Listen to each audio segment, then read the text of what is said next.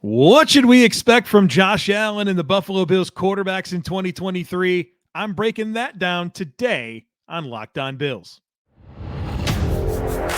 You are Locked On Bills, your daily Buffalo Bills podcast. Part of the Locked On Podcast Network, your team every day.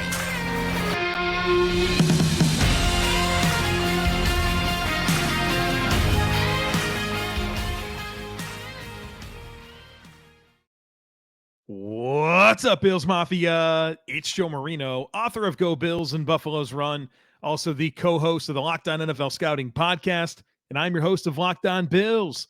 Want to thank you for making Locked On Bills your first listen every day, and a big welcome and shout out to our everydayers. You know who you are. Those of you who never miss a single episode, I appreciate you all being here very, very much. I'd also like to invite you to subscribe or follow for free on YouTube or wherever you listen to podcasts. We're part of the Locked On Podcast Network, your team every day. Today's episode is brought to you by LinkedIn Jobs. LinkedIn Jobs helps you find the qualified candidates you want to talk to faster. Post your job for free at linkedin.com/LockedOnNFL. That's linkedin.com/LockedOnNFL to post your job for free. Terms and conditions apply. All right, folks, very excited to talk basically about Josh Allen on the podcast today. And that's always a topic I love diving into. And I know that you guys like Josh Allen conversation. So as we, I guess, kick off a series, I don't want to call it that. We are going to go position by position here over the next couple of weeks to preview this football team for training camp and the 2023 season. But when you call it a preview or something like that, that tends to be kind of boring. We're going to talk about the Bills quarterbacks. We're going to talk about Josh Allen, and we're going to do it like this. We'll start off by kind of reflecting quickly on 2022. Then I want to look at the position group and talk about what's new about it and what does that tell us about the direction. From there, I want to start getting into the biggest questions now and the future facing the position group, and then set my expectations for the position group in 2023. And today is all about quarterbacks, which means it's all about Josh Allen. And so let's start by reflecting on the 2022 season for Josh Allen, which was a great season for Josh. He was third in the NFL MVP voting, and he continued to prove that he's an elite quarterback and an elite NFL player, one of the faces of the entire league. One of my favorite things that we probably don't talk about enough when it comes to the 2022 season for Josh Allen is that the clutch factor returned. Josh Allen engineered three fourth quarter comebacks and 4 game-winning drives in 2022 after not having any in 2021. And you remember that big conversation about the 2021 Bills, well, they can't win one-score games. Well, 2022 very clearly dispelled that false narrative. And you saw Josh Allen make those big throws in big moments late in the season where the Bills were kind of going through some things as a football team. But Josh Allen found a way. I mean, that play to Stephon Diggs against the Lions, probably my favorite play of the entire season. That was the 46-yard connection to put the Bills into field goal range very quickly and win the game on Thanksgiving. You saw some of that come back from Josh Allen in 2022. But obviously you can't talk about 2022 and Josh Allen without mentioning the elbow injury, right? Suffered an injury to his throwing elbow week 8 against the Jets. And I always go back to this piece of analysis from Kyle Trimble of Banged Up Bills, Doctor of Physical Therapy, when talking about the impact of that injury on Josh Allen's throwing mechanics and how that led to the way the offense evolved later in the season. This comes courtesy of Kyle Trimble of Banged Up Bills. He says, quote, "The arm-elbow angles based on the type of throw affect how much pain there is and how much stress was placed through the joint. Deeper throws require less accuracy due to decreased elbow flexion, thus reducing stress on the injured joint. Shorter and intermediate throws require more precision with a different throwing motion requiring more elbow flexion. The increased elbow flexion places the injured ligament on tension, causing pain. That in turn would affect speed. The faster he threw, the more torque was required through the elbow joint. However, the pain and instability limited how much torque the elbow could accept, with the offense predicated on timing to be in a specific location at a given time. Any alteration in mechanics due to pain, adjusting for elbow brace or speed could have greatly affected the accuracy for ball placement to the receiver. A lot of the reason why Josh Allen wound up throwing the ball deeper post-injury and the offense got away from a lot of efficient components of what they do was because of what Kyle Trimble just outlined right there, right? We remember after that injury, the offense just lost so much efficiency. And not only was obviously the analysis that Kyle delivered there and how that impacted the different types of throws he could make, but, Josh also didn't practice very much, right? During that immediate aftermath of the injury, but then even as the season progressed, right, his throwing in practice was limited. And then the offense just had other issues outside of Josh Allen's elbow. And I've been through this, but having no answer in the slot, right? Jamison Crowder injured, Isaiah McKenzie, not a full-time slot player. You didn't have Cole Beasley, right? That guy that's been that answer for you the previous few seasons. You bring him in later in the season, and obviously that's just not an opportunity for him to come in and be effective. Your RB2 situation was never solidified. You thought it was going to be Zach Moss. You wind up trading for Nyheim Hines. You never incorporate him. Roger Saffold's a disaster at left guard. Spencer Brown didn't take a step at right tackle. And great article last week from Jay Skursky of the Buffalo News talking about that injury and how challenging it was for him. He had a really new coaching staff, new play caller in Ken Dorsey, new quarterbacks coach in Joe Brady, new offensive line coach in Aaron Kromer. Those are your three most important offensive coaches, your coordinator, your QB coach, and your O-line coach. And then through that all, Josh Allen still delivered the second best season of his career. Obviously, 2020 was his best season, but he was better in 2022 than he was in 2021. And so that's what stands out to me when I reflect on Josh Allen in 2022. And I know that in some ways, a lot of that analysis had to do with the Bills' offense in general, but I think you can apply so much of that to Josh Allen. So what's new? What's new for the Bills quarterback room in 2023, and what does that tell us about the direction? Well, in 2022, you had Josh Allen, your backup was Case Keenum, and you had Matt Barkley on the practice squad. In 2023, Josh Allen, of course, still QB1.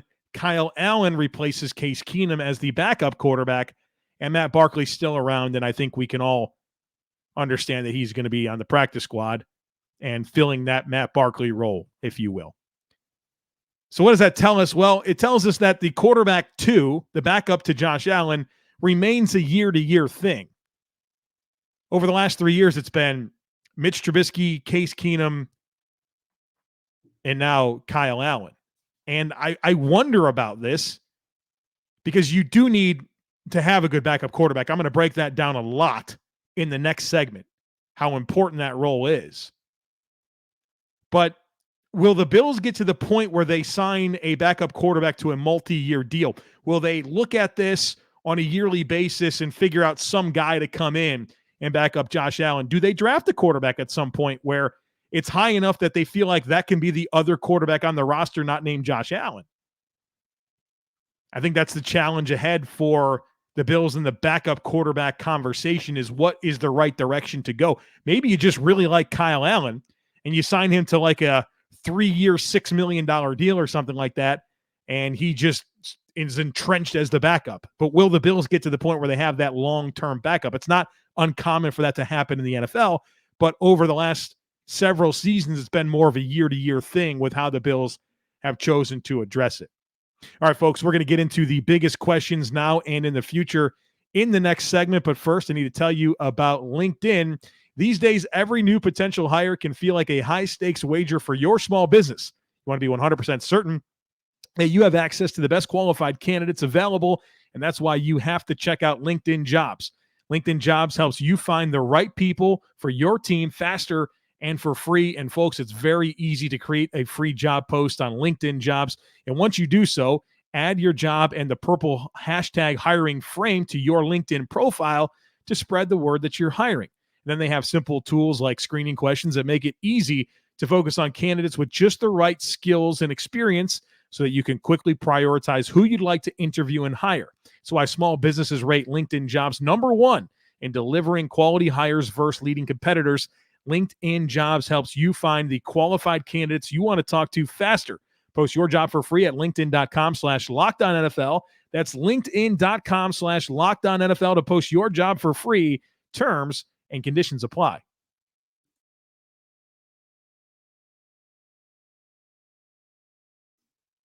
Welcome back, folks. In this segment, I want to talk about my biggest questions now and in the future for Josh Allen and the Buffalo Bills quarterback room. And my biggest question for Josh Allen isn't really about Josh Allen. It's about how the offense can be better around Josh Allen. And I think there's 4 areas where it can be better. Number 1 is the offensive line. Well, what did the Bills do to get better on the offensive line this offseason? Well, you hope that Connor McGovern is a significant upgrade to Roger Saffold at left guard. I feel like that will be true. You hope that Spencer Brown takes a big step in year 3 at right tackle. I've said it multiple times, but among the biggest items of this Bills team, the biggest dynamics of this Bills team is Spencer Brown taking a step at right tackle. And again, I check out that article from Jay Skursky of the Buffalo News about Spencer Brown and talking about the surgery and just how hard it was for him last year. But he's got to realize his ceiling this year. And Spencer Brown acknowledges that himself. You can read that in the article. And then you have better competition at right guard. I think it's going to be Ryan Bates at right guard, but you drafted Osiris Torrance in the second round. You signed David Edwards, who's been a good starter in the league. So you have a lot more depth on the interior. You have a potentially, you will have a new starting left guard, more competition at right guard, and then your swing tackle that was David Quessenberry last year now has some good competition in the form of Brandon Shell and, of course, Tommy Doyle returning from his ACL injury. So the offensive line needs to be better, and I think there's a path for that to happen. I think the Bills need to be better around Josh Allen in the form of pass catchers.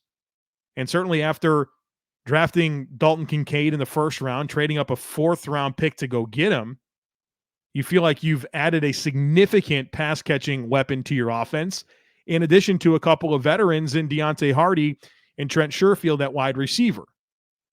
And so you've added some new personnel, and it would appear to be upgrades. I would say those are upgrades over what the Bills had last year. So your offensive line should be better. Your pass catching should be better. Not to mention James Cook year 2, right? He should be more comfortable in his role. Nyheim Hines, not a midseason addition anymore. So there's some options there that intrigue me.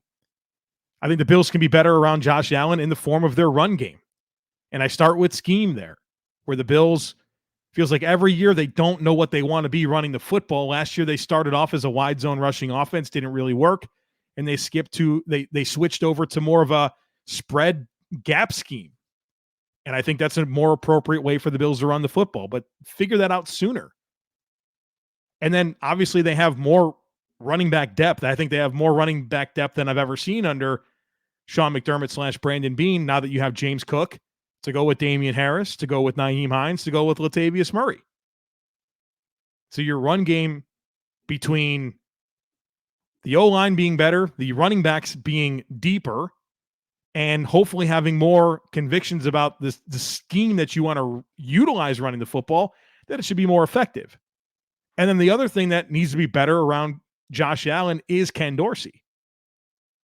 And them evolving year 1 to year 2, and I'm pleased with some of that messaging from Josh Allen and how he's talked about that relationship and how they're working on different concepts and getting more aligned on things that they want to run, and Josh having more influence on the offense. That's all good. But obviously, the play calling and coordination of the offense around Josh Allen needs to be better in 2023. So my first question is, how can the offense be better around Josh Allen? Offensive line, pass catching, run game, and coaching. Now, one of my biggest issues with the offense last year that I want to bring up once again was the dip in play action. Josh Allen utilized play action on 25.8% of his dropbacks last year, which was 16th in the NFL. was 34% in 2021, which was fourth in the NFL. That's unacceptable to me. Josh Allen has a passer rating last year of 115.4 with play action, which was fourth in the NFL.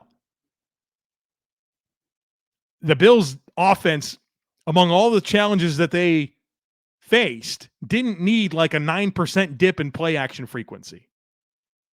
So get that going, Ken. And then, of course, just a more balanced passing offense with not only the areas of the field that you challenge, but involving all these weapons that you have. And so that's, I think, a big task ahead for Ken Dorsey as he evolves things for 2023. Other things with Josh Allen in terms of biggest questions now and in the future, decision-making. I want the turnovers to come down. And some of that's Josh Allen being Josh Allen and being aggressive, and I certainly understand that. I never want to take away from who he is as a player and what makes him great, which is his gunslinger mentality, the aggressiveness, the arm talent. What he can do as a player is pretty unprecedented across the NFL. Like, I don't want him to not be himself, but I think there's times where he can be more calculated with his decision-making, and some of those turnovers were just bad decisions. And so improve the decision-making, but also decision-making not in the form of taking care of the football, but also protecting himself. You know, Josh is 27 this year, and I dread an injury to Josh Allen. I don't want to watch Bills football without Josh Allen as a starting quarterback. That's a conversation for like 15 years from now. But I want to see him protect himself more as a runner. I want Josh Allen to run the football. When he runs the football, good things happen. But some of the decisions that he makes to take hits, they're just not necessary, and I want to see that improve. Now, there's going to be times it's on the line, it's a third down, big moments. Like, yeah, do your thing, Josh. But when you're up by multiple scores against the Rams in the second half, maybe you don't lower your shoulder against some of these players, right? Like some of that stuff, that's what I'm talking about. The low-hanging fruit is pretty clear. I love that stuff from Josh Allen, but hey, man, like, let's tailor that down and pick our spots a little bit. This is where I want to talk about the backup quarterback thing, right? Because I'm getting into protecting himself a little bit more. The Bills have been very fortunate with Josh Allen and him being available. In fact, Josh Allen, he started 71 games in a row. That's the longest active streak in the NFL among quarterbacks.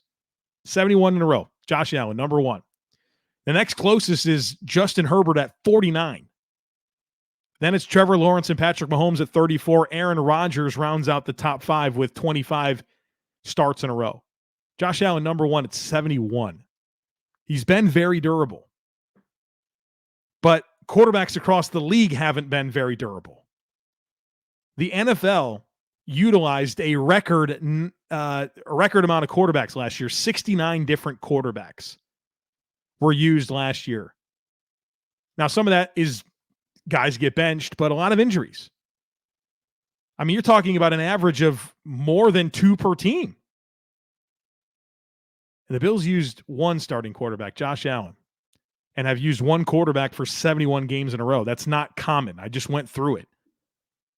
The previous high for amount of quarterbacks used in a season for the entire NFL as starters was 64 in 2007. And you've kind of seen this creep up a little bit year over year. And so I hope that Josh can continue to be durable and available for this football team. But the Bills have been very fortunate with this. I hope it continues, but it's something to be mindful of. The next big question now and in the future for Josh Allen that I have is something I've talked about for a number of years, and that's taking care of himself off the field, whether it's diet or his training process. I want to feel like Josh Allen has that stuff figured out, and I don't know that he does. And maybe he's taken steps, and he certainly made some comments that would make you believe that he's taken some steps about diet and his training process, but I don't know what it is. I feel like for most quarterbacks, I'm pretty familiar with what they do to prepare for a season. And for Josh, it feels like his big thing is rest.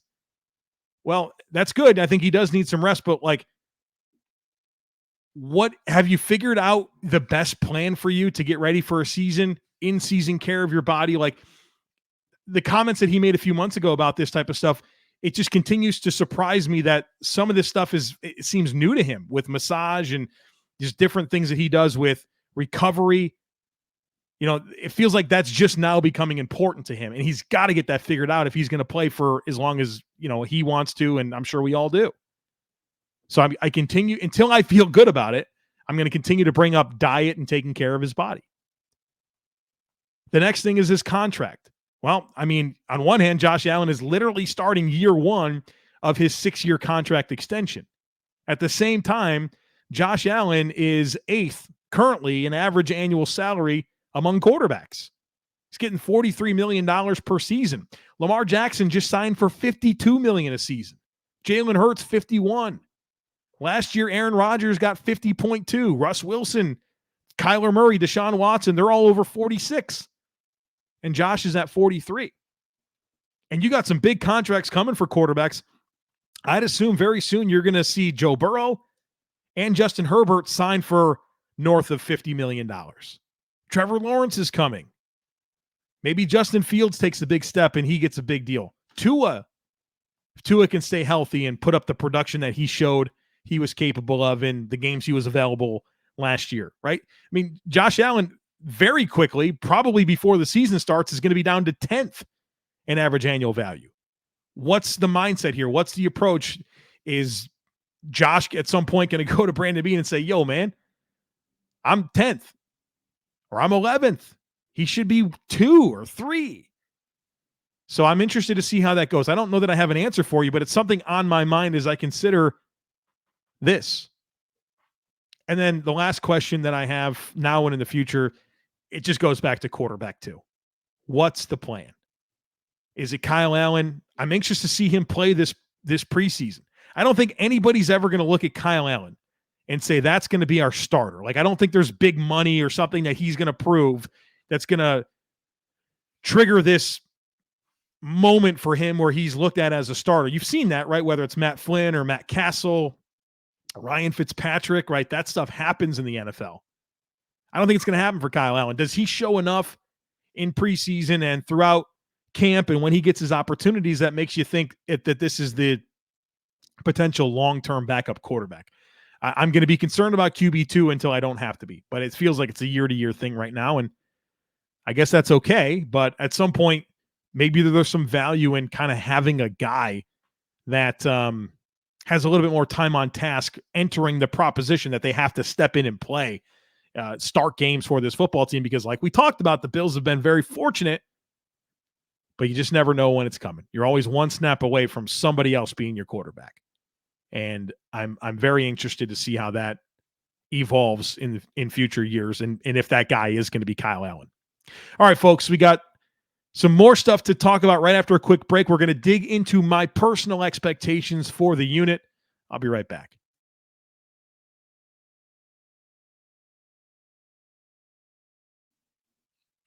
All right, folks, we're going to close out this conversation today about the Bills quarterbacks entering 2023. Obviously, a big Josh Allen conversation, if you will. And I want to get into my expectations for basically Josh Allen. And of course, I'll start off with a very obvious statement, and it's that Josh Allen, my expectation for Josh Allen is for him to continue to play at a high level, at an elite level, right? No drop off in play. Be in the NFL MVP conversation. That's the lens that I look at Josh Allen through. And he's earned that. He's earned that expectation with how he's played over the last 3 seasons. Don't give us any reason to think, well, are you not one of the best? Not that I think he will, but I just want to see that continue. So play at a high level and be in that MVP conversation. I want to see more cohesion with Ken Dorsey. And again, I've been through some of the challenges that Ken faced in year one of being an offensive coordinator and how that trickled down to Josh Allen and how Josh Allen's injury impacted so much, but we got to see more cohesion. This is a top-tier NFL quarterback. There's a lot invested on this offense. Let's see a more cohesive offense. And I'd love to get through this season and feel really good about Ken Dorsey and his role as the offensive coordinator. I feel like it started off really good last year, and I remember there's questions, well, are the Bills going to lose Ken Dorsey to a head coaching job? He interviewed for at least one. But that cooled off, obviously. I want to see more cohesion with Ken Dorsey. Sounds like they're off to a good start. Want to see it come together. I want to see more efficiency from Josh Allen. I still think that quick throws and general ball placement are areas of his game that can be better. One of the most crazy statistics or metrics or splits from Josh Allen last year was just how inefficient he was when he threw the football in under 2.5 seconds. So 42% of the time Josh Allen threw the football last year, it released from his hands in under 2.5 seconds. And when he did, the numbers weren't that good. His completion percentage of 70% was 23rd in the NFL. His yards per attempt was 6.1, which was 18th in the NFL. His passer rating was 101, which was 11th. I want those numbers to be like way better. So I think he can be a more efficient player. I want to see Josh Allen be more balanced in his approach. And not just where throws are, right? Like in terms of depth, but who he's targeting. This has been a wide receiver-centric offense pretty much every year for Josh Allen. And I still think it's going to be a lot of Stephon Diggs. I do. And I still think Gabe Davis is going to get 80-plus targets potentially. But you just made a pretty big investment in a tight end in Dalton Kincaid after you paid Dawson Knox $14 million a season. So you're going to see a shift. You should see a shift here in tight end utilization in this offense, which has historically been very low. Even running backs. You have pass catchers in Nyheim Hines and James Cook. You should really prioritize getting the football to some of these players. And I want to see it. I mean, you have a second-round pick invested in James Cook. I want to see more balance in target distribution and areas of the field. And then, of course, something I've already talked about is just better decision-making. Be a better decision-maker, whether it's the choices you make with throwing the football and where you want to slot it, but also when to take on a hit. When to take on a hit. That's what I mean by decision-making. It's multiple with that. So there you have it, folks. Little Josh Allen, Bills quarterback primer for you to kick off the week. Now, I will be taking off tomorrow. I usually take off one day a year. It's 4th of July. And so I'll be spending time with the family. No podcast tomorrow, but we're right back into it on Wednesday, where we're going to have a very similar conversation about the Bills running backs. And I know there's a lot to unpack there with a lot of new dynamics. And of course, the Bills' leading rusher of each of the last 4 years, Devin Singletary, no longer being in the mix. So I look forward to breaking that down for you on Wednesday. Don't miss it. Make sure that you're subscribed. Would love it if you took a second to rate, review, and share the podcast. Have a great rest of your day. Go Bills. And I look forward to catching up with you again on Wednesday.